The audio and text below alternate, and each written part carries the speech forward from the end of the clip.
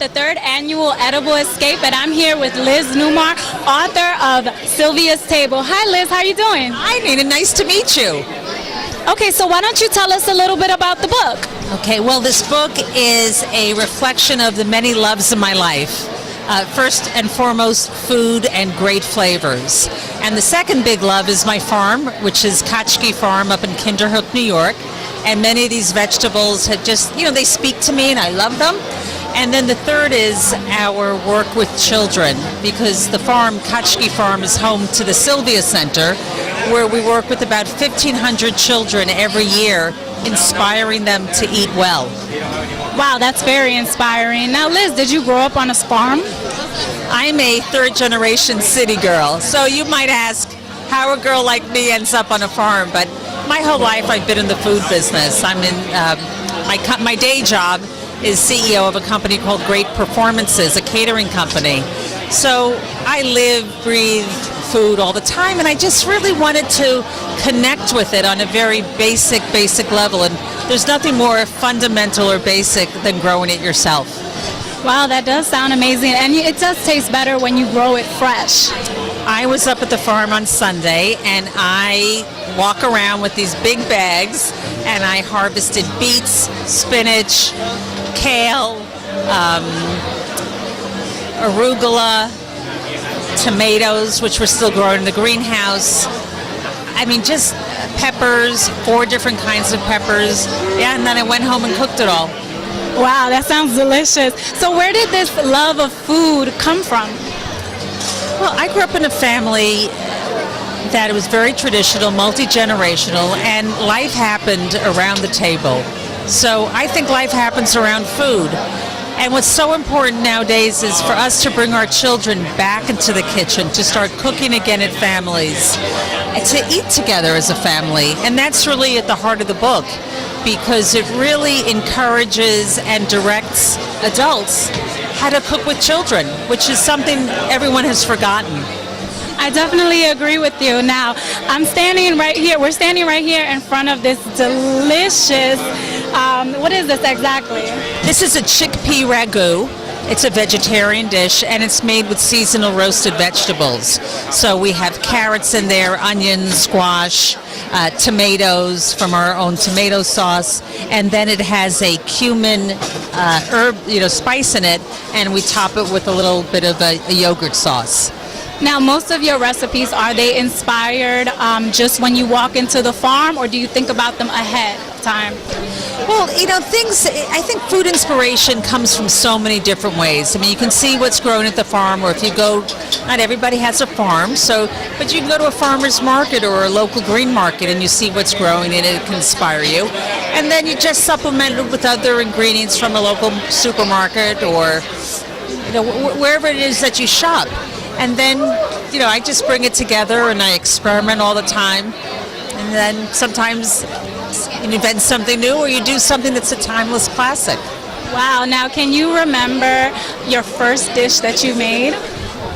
Wow. Good question. I think it must have been Cheerios and milk.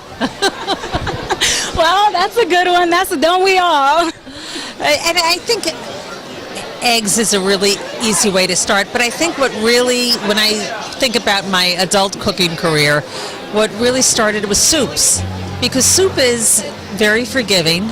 You can add anything you want to it. You can go to the fridge and say, okay, I'm going to do a cleanup soup, or I'm going to do, whatever it is that you seem to have a lot of. Yeah, leftovers and things like that, and just throw it in a pot. A leftover soup, and that's how I started. And then from soup I went to salads, and from salads vegetables and meats, just the whole gamut.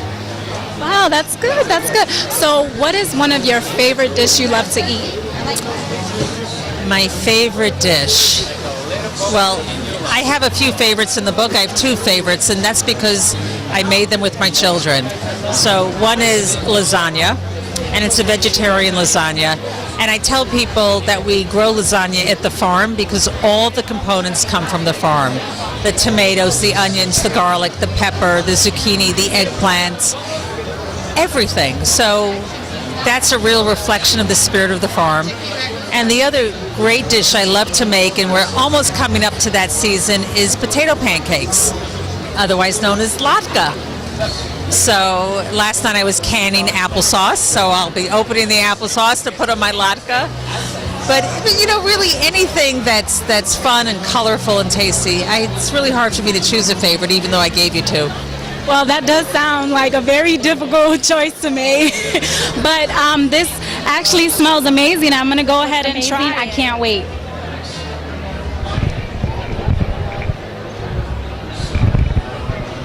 Wow. This is definitely available. Now, your customers purchase this book. It's available in most local bookshops, and of course it's available online at sylviastable.com or our favorite bookseller. Well, you have it here. Thank you so much. Hi, I'm here with Jorge, owner of Orfenda. Hello, my name is Jorge Guzman. I own the Mexican restaurant in the West Village, which is authentic Mexican and a little bit of contemporary. And we're here at the third annual festival of edible escape, doing some.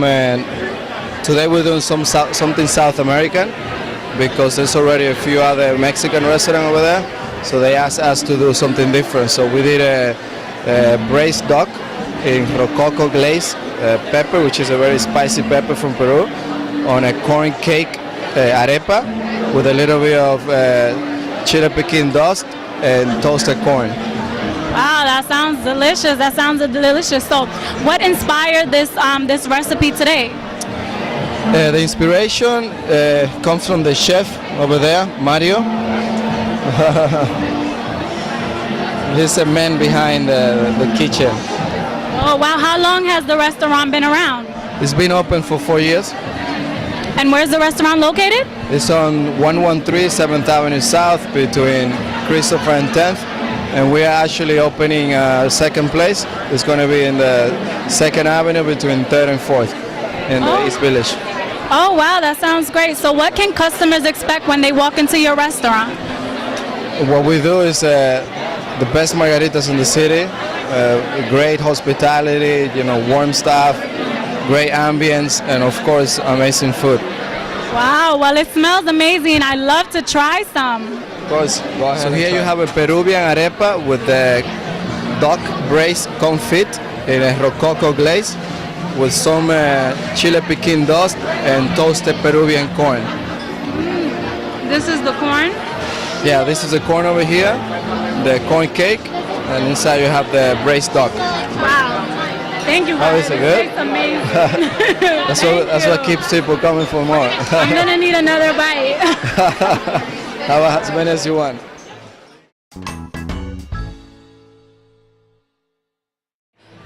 Hi, I'm Steve Bate. I'm with the Long Island Wine Council, and we represent all of the growers and wineries on the east end of Long Island.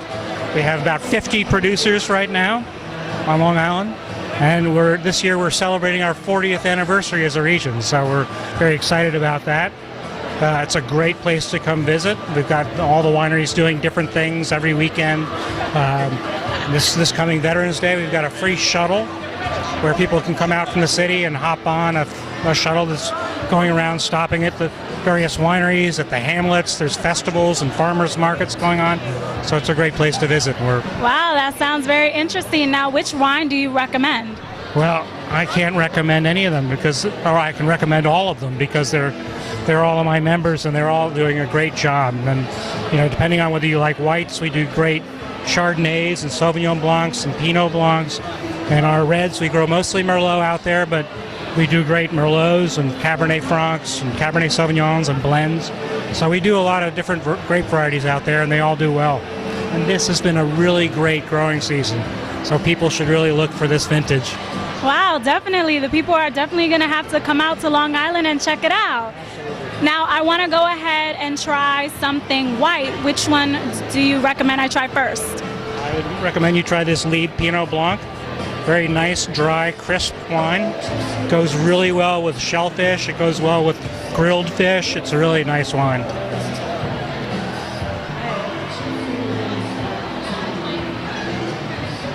Wow, that is very light and crisp. Now for the holidays, Thanksgiving, Christmas, which wine do you recommend for turkeys and steaks and just holiday meals in general? I like red wines with my turkey. I spent a lot of time in France, and I really got used to having lighter red wines with gamey birds and things. And so I like Cabernet Franc personally with turkey. A lighter Merlot goes well, and we do make Pinot Noir. We don't have any tonight, but Pinot Noir also goes really well with turkey. Okay, now what goes well with dessert? We have some amazing dessert wines. We have late harvest Rieslings where they pick the grapes later in the year, and so what happens is the sugar concentrates, and so when they press it, they keep some of the sugar level high, so that it's actually a very sweet and wonderful. It takes a long time to make. It's very difficult, so you usually see it in very small bottles. It's a wonderful dessert wine. Other than that, we have great sparkling wines, which are always fun with dessert. Unfortunately, we're getting a little bit low on our sparkling wines tonight, but we have this funny Shindig fizzy wine from Brooklyn Enology, is one of our members here in Brooklyn, and this is made out of I think it's Vidal is the grape, and it's a fun wine. Wow, that sounds festive. Well, thank you so much, Steve. I really appreciate it. Thank you. You're welcome. Thanks for coming by.